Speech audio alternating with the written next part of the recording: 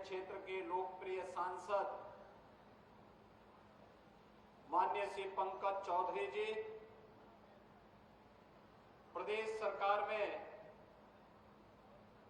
मेरे मंत्रिमंडल के सहयोगी, जनपद महाराजगंज के प्रभारी मंत्री श्री दयाशंकर मिश्र दयालु जी, जिला पंचायत के अध्यक्ष श्री रविकांत पटेल जी, माननीय विधायक महाराजगंज सदर श्री जयमंगल कनौजिया जी, माननीय विधायकगण श्री ज्ञानेंद्र सिंह जी, प्रेम सागर पटेल जी, ऋषि त्रिपाठी जी, ध्रुव कुमार त्रिपाठी जी, आज के इस कार्यक्रम में उपस्थित भारतीय जनता पार्टी के क्षेत्रीय अध्यक्ष श्री सहजानंद राय जी, विधान परिषद सदस्य ध्रुव कुमार त्रिपाठी जी, पूर्व विधायक बजरंग बहादुर सिंह जी, जिलाध्यक्ष परदेशी रविदास जी और भारी संख्या में उपस्थित जनपद महाराजगंज से जुड़े हुए सभी उपस्थित भाइयों और बहनों, आज मुझे काफी दिनों के बाद महाराजगंज जनपद में आने का अवसर प्राप्त हुआ है। इस अवसर पर जनपद महाराजगंज की 1058 परियोजनाओं के लोकार्पण और शिलान्यास के साथ ही 2800 करोड़ रुपए की परियोजनाओं की सौगात जनपद वासियों को प्राप्त हो रही है। इसके लिए मैं मंचस्थ सभी माननीय जनप्रतिनिधियों के प्रयासों की सराहना करते हुए आप सभी महाराजगंज वासियों को हृदय से बधाई देता हूं, अपनी शुभकामनाएं देता हूं। भाइयों बहनों, विकास की परियोजनाएं बताती हैं कि अब उत्तर प्रदेश के प्रत्येक नागरिक के मन में जाति, मत और मजहब के आधार पर बंटवारा नहीं, बल्कि बिना भेदभाव के प्रधानमंत्री मोदी जी के विजन को गांव, गरीब, किसान, नौजवान, महिलाएं और समाज के प्रत्येक तबके तक ले जाने के लिए एक नए जज्बे के साथ कार्य करने की एक नई मिशनरी भाव पैदा हुई है। आज ये भावना हर एक क्षेत्र में देखी जा सकती है। महाराजगंज जनपद सीमावर्ती जनपद है। इस जनपद का अपना इतिहास है।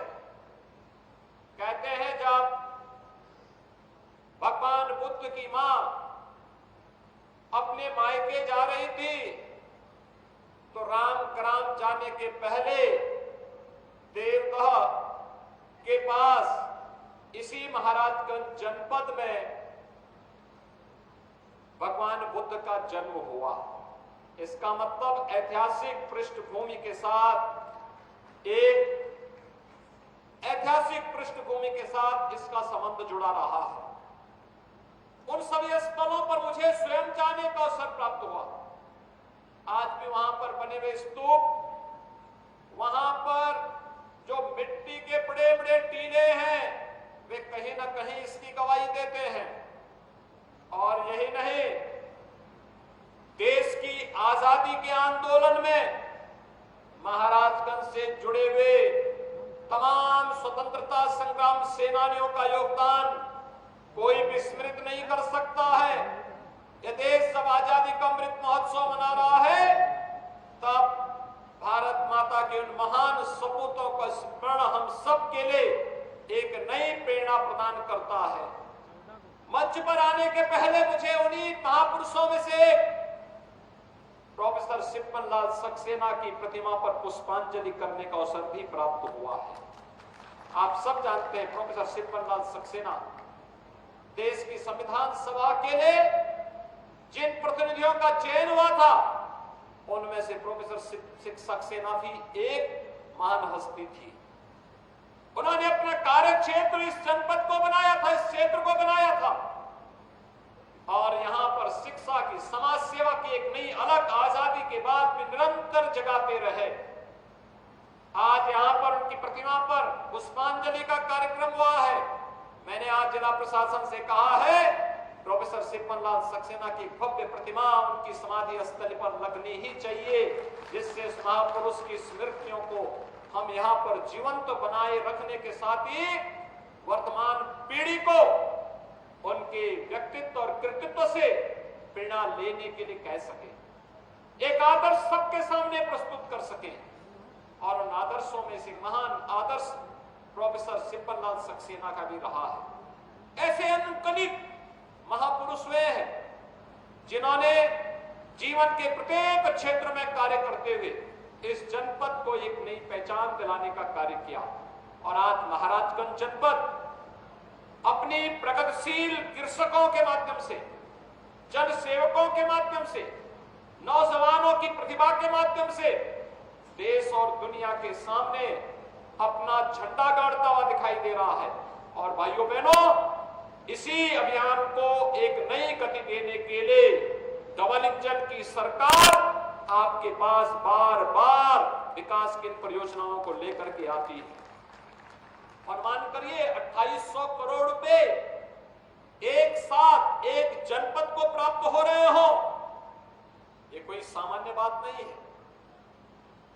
ये लगातार यहां पर कार्य, कोई सोचता था भाइयों बहनों 17 के पहले जनपद महाराजगंज भी पूर्वी उत्तर प्रदेश के उन जनपदों की तरह स्थापित जनपद था जहां पर बरसात प्रारंभ होने के साथ ही इंसेफ्लाइटिस का दंश मासूमों को निगलने लगता था।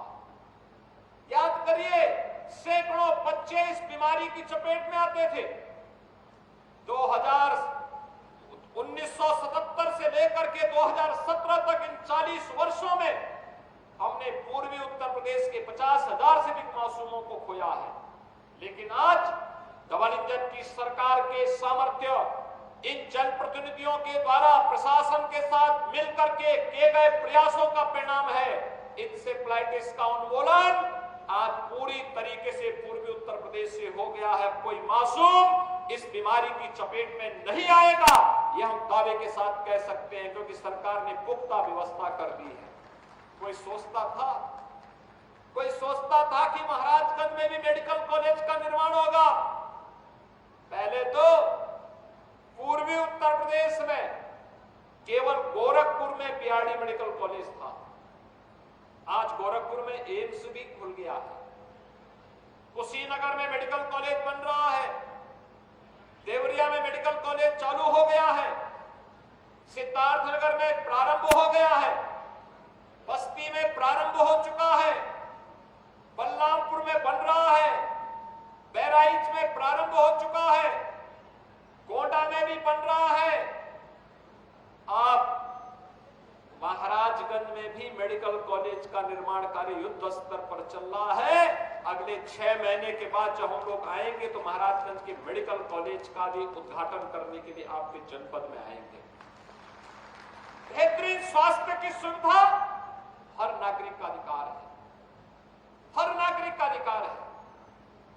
और विशेषज्ञ स्वास्थ्य की सुविधाएं यहां के नागरिकों को प्राप्त हो, इसके लिए सरकार पूरी प्रतिबद्धता के साथ कार्य कर रही है। और इसलिए एक जनपद एक मेडिकल कॉलेज की संकल्पना को लागू करने के लिए आज सरकार, डबल इंजन की सरकार पूरी ईमानदारी के साथ कार्य कर रही है। आज हम लोग बहुत सारी योजनाओं का शिलान्यास और उद्घाटन भी कर रहे हैं। चौक के एक स्वास्थ्य केंद्र को उद्घाटन के साथ ही वहां पे हेल्थ एटीएम का भी उद्घाटन किया जा रहा है। आप सोचिए, हेल्थ एटीएम, अब तक तो बैंकों के एटीएम हुआ करते थे, लोग जाते थे कार्ड लेकर के और वहां पर जिसका बैंक में पैसा है उस अपने एटीएम से पैसा निकाल सकता था। लेकिन हेल्थ एटीएम आपको एक नई सुविधा देने जा रहा है।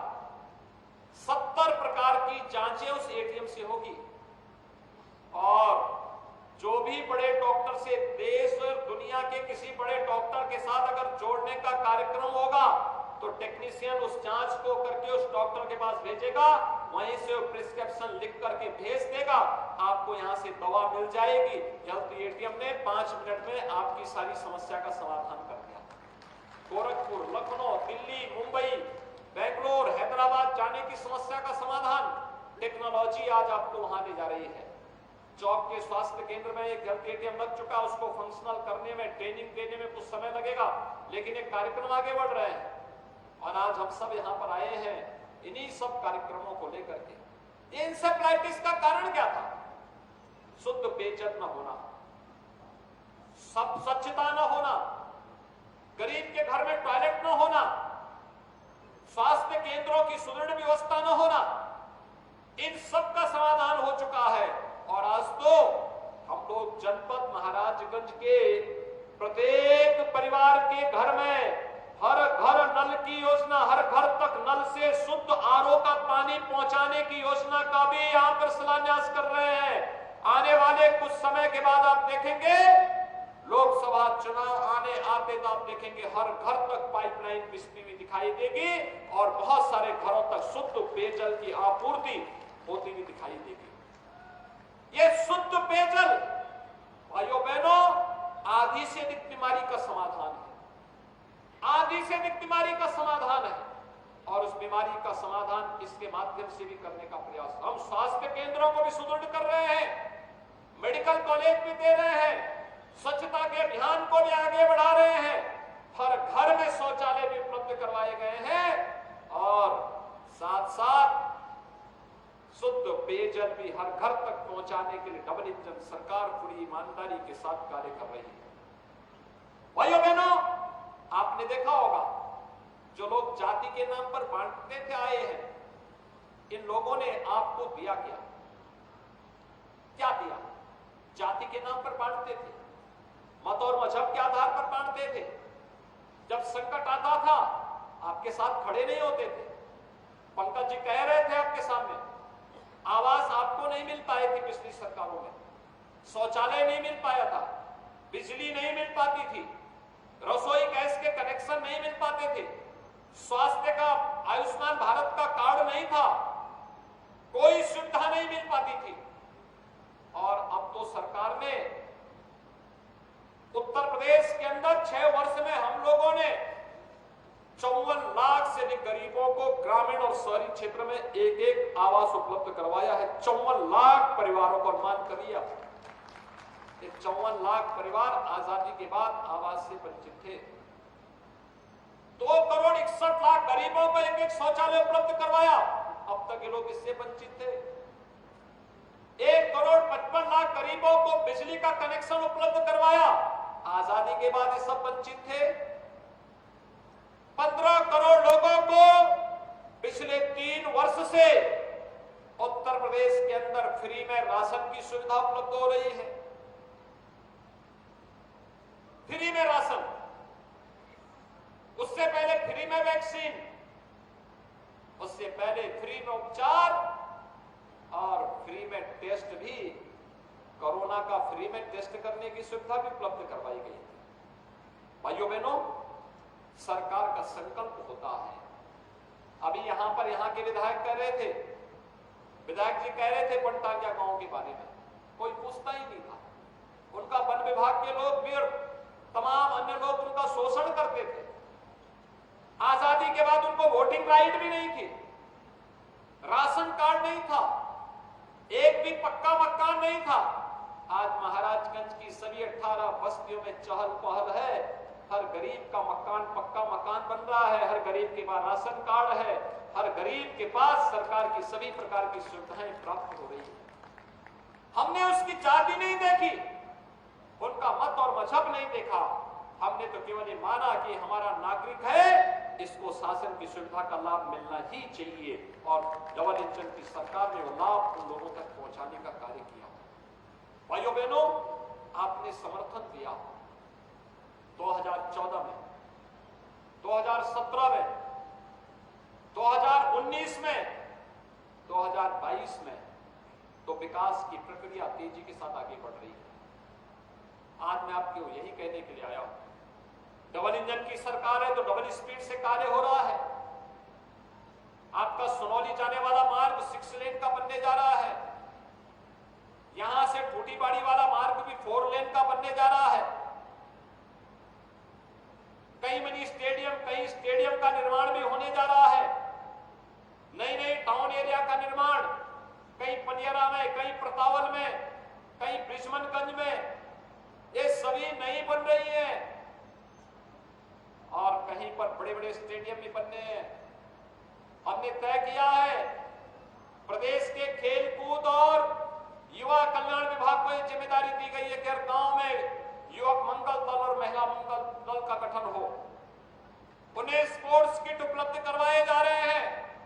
हर गांव में खेल का मैदान, हर ब्लॉक स्तर पर एक, हम लोगों ने तय किया है, एक मिनी स्टेडियम और हर जनपद स्तर पर एक भव्य स्टेडियम का निर्माण हम लोग कराएंगे, जिससे अपने युवाओं को स्वस्थ रहने के साथ साथ खेलकूद की गतिविधियों के साथ जुड़ने और उसके माध्यम से जनपद और प्रदेश और देश के सामर्थ्य को वैश्विक मंच तक पहुंचाने का कार्य भी किया जा सके। ये कार्यक्रम निरंतर आगे बढ़ रहे हैं। आज आपके जनपद के भी कुछ स्टेडियम, मिनी स्टेडियम के शिलान्यास के कार्यक्रम संपन्न हो रहे हैं। कोई सोचता ही नहीं था कि सुदूर ग्रामीण क्षेत्र में भी मिनी स्टेडियम का निर्माण होगा, स्टेडियम का निर्माण होगा। महाराजगंज जनपद में भी 4 लेन और 6 लेन की सड़कें बनेंगी। हमें पहले प्रतावल होते हुए महाराजगंज आने में और गोरखपुर से फरेंदा, कैंपियरगंज, फरेंदा होते हुए महाराजगंज आने में कितना समय लगता था? 2-2 घंटे लगते थे। आज 1 घंटे से कम समय में महाराजगंज से आप गोरखपुर पहुंच जाएंगे। सड़कें अच्छी हुई हैं, इसको और अच्छा सुदृढ़ किया जा रहा है। इसलिए किया जा रहा है जिससे विकास की प्रक्रिया को तेजी के साथ आगे बढ़ाया जा सके, हर एक नौजवान के जीवन में खुशहाली लाई जा सके। हर जनपद में युवाओं के लिए अच्छे केंद्र बनाए जा रहे हैं। मुख्यमंत्री अभ्युदय योजना के माध्यम से जहां नौजवानों को फ्री में कोचिंग की व्यवस्था, आपने देखा होगा परसों Uttar Pradesh public service commission का रिजल्ट आया है और पब्लिक सर्विस कमीशन का जो Uttar Pradesh public service commission का रिजल्ट आया है, मुख्यमंत्री अभ्युदय कोचिंग से कोचिंग लेने वाले 54 अभ्यर्थियों को उसमें सफलता प्राप्त हुई है। जो 54 लोग सेलेक्ट उससे हो गए, हर जनपद में उसको खोलने जा रहे हैं। हर जनपद में स्नातक और प्रास्नातक के छात्रों को टैबलेट और स्मार्टफोन दे रहे हैं। आपने देखा होगा अभी कुछ बेटियों को यहां पर टैबलेट उपलब्ध करवाया गया, जिससे हर जनपद में नौजवान तकनीकी दृष्टि से सक्षम बन सके। यहां का नौजवान भी देश और दुनिया की जानकारी अपने टैबलेट में कैद करके रख सके। डिजिटल लाइब्रेरी के साथ हमारे स्कूल और कॉलेजेस में पढ़ने वाले छात्रों को भी जोड़ा जा सके। उसी प्रक्रिया को जोड़ने के लिए एक बार फिर से डबल इंजन की सरकार आपके पास है, लेकिन डबल इंजन की सरकार को निचले स्तर तक पहुंचाने के लिए भी उन सभी संस्थाओं में जब एक समान विचारधारा की सरकारें होती हैं तो जमीनी धरातल पर योजना का लाभ पहुंचाने में मदद मिलती है। आपने जिला पंचायत में भारतीय जनता पार्टी को समर्थन किया। आज विकास की योजनाएं क्षेत्र पंचायत और जिला पंचायत के माध्यम से जमीनी धरातल तक पहुंच रही है। स्थानीय निकाय, नगर निकाय के चुनाव होने जा रहे हैं और नगर निकाय के चुनाव में भी अकूत पैसा आएगा, लेकिन उस पैसे का उपयोग करने वाली बोर्ड का गठन होना चाहिए। डबल इंजन की सरकार का पैसा किसी नगर निकाय में आए और बोर्ड उस लायक ही न हो कि पैसा खर्च कर सके, तो फिर सारी मेहनत में पानी फिर जाएगा। इसलिए वहां पर हम लोग आज बहुत अच्छी सुविधाएं देने जा रहे हैं। स्ट्रीट लाइट हो, सीसीटीवी कैमरे से एक एक गतिविधि को नगर निकाय के अंदर पूरी तरह कैद किया जा सके। हमारे नगर निकाय न केवल integrated command and control centre के रूप में बल्कि ट्रैफिक मैनेजमेंट भी उसके माध्यम से हो और बेटी और महिलाओं के लिए सेफ सिटी का कार्य भी कर सके। इस दृष्टि से इस प्रकार के पुख्ता व्यवस्था हर नगर निकाय के अंदर बनाने की प्रक्रिया प्रारंभ हुई है। स्ट्रीट लाइट एक जैसी दिखाई दे, किसी भी नौजवान को अपने किसी भी सर्टिफिकेट के लिए, वह आय प्रमाण पत्र हो, निवास प्रमाण पत्र हो, जाति प्रमाण पत्र हो, कोई भी वेरिफिकेशन की कार्रवाई हो, उसके लिए जगह जगह न जाना पड़े। नगर निकाय के अंदर निवास करने वाले लोगों को सुविधा नगर निकाय के अंदर ऑनलाइन मिल जाए। ये सुविधा को भी हम आगे बढ़ाने की कार्रवाई कर रहे हैं और इसके लिए हम लोग चाहते हैं कि भारतीय जनता पार्टी का बोर्ड बनाने के लिए आप सबको पूरी प्रतिबद्धता के साथ रखना होगा। जो समर्थन आपने अब तक दिया है, उस समर्थन को आशीर्वाद के रूप में आगे बढ़ाते रहिए। भाइयों बहनों, विकास होगा, वर्तमान की पीढ़ी के साथ साथ भावी पीढ़ी का भविष्य उज्जवल होगा। उत्तर प्रदेश का नौजवान जैसे आज के दिन पर पहचान का मोहताज नहीं, देश और दुनिया के अंदर कहीं जाएगा, लोग पलक पावड़े बिछा करके उसका स्वागत करते हैं। 17 के पहले यहाँ के नौजवानों के सामने पहचान का संकट था, वे कहीं जाते थे पहचान छुपाते थे। आज पहचान छुपाने की आवश्यकता नहीं है। आज तो बड़े गौरव के साथ कह सकता कि मैं उत्तर प्रदेश से आया हूं, उसी उत्तर प्रदेश से आया हूं जिस उत्तर प्रदेश में कभी प्रभु राम ने जन्म लिया था, उस उत्तर प्रदेश से आया हूं जो भगवान कृष्ण की जन्मभूमि जिस उत्तर प्रदेश में है, उसी उत्तर प्रदेश से आया हूं बाबा विश्वनाथ का धाम जिस उत्तर प्रदेश में है, उस उत्तर प्रदेश से आया हूं जहां भगवान बुद्ध की सर्वाधिक तीर्थ स्थल जिस उत्तर प्रदेश में है।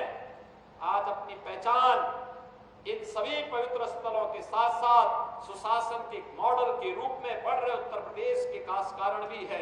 और इसलिए भाइयों बहनों, विकास की सभी परियोजनाओं का लाभ हम सबको निरंतर प्राप्त होता रहे। स्थानीय निकाय चुनाव में, नगर निकाय के चुनाव में भी इसी ईमानदारी के साथ हमें आगे बढ़ने की आवश्यकता है।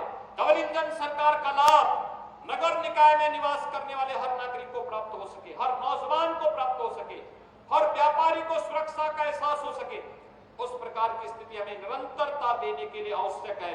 और इसके लिए मैं आह्वान करने के लिए आया हूं कि आज जो लगभग 2800 करोड़ रुपए की परियोजनाएं आज आपके जनपद महाराजगंज को प्राप्त हो रही हैं, इन योजनाओं को तेजी के साथ जमीनी धरातल तक पहुंचाने के लिए हमें पूरी ईमानदारी के साथ कार्य करना होगा।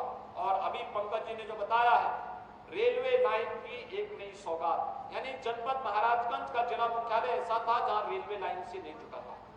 हुगली तो जुड़ा था, लेकिन भरेंदा भी जुड़ा था, नौतनवा भी जुड़ा था, लेकिन जिला मुख्यालय इससे वंचित था। अब ये जो नई रेलवे लाइन जाएगी, PM Gati Shakti national master plan के अंतर्गत इस योजना को भी लिया गया है। और इस प्रकार की योजनाएं हर बड़े प्रोजेक्ट के साथ जब जुड़ेगी तो आप देखेंगे कि ढेर सारी संभावनाओं के द्वार आगे खुलते हुए दिखाई देंगे। आज के इस अवसर पर मैं एक बार फिर से आप सभी महाराजगंज वासियों को 2800 करोड़ रुपए की इन परियोजनाओं के लिए हृदय से बधाई और शुभकामनाएं देते हुए आप सबके जीवन में मंगल और शुभकामनाओं का द्वार निरंतर खुलता रहे, इस विश्वास के साथ मैं आप सब को नगर निकाय चुनाव में भी भारतीय जनता पार्टी के अभियान को एक गति देने के लिए, अपील करने के लिए आप सबके बीच में आया हूं। आप सबके प्रति मेरी शुभकामनाएं। धन्यवाद। जय हिंद।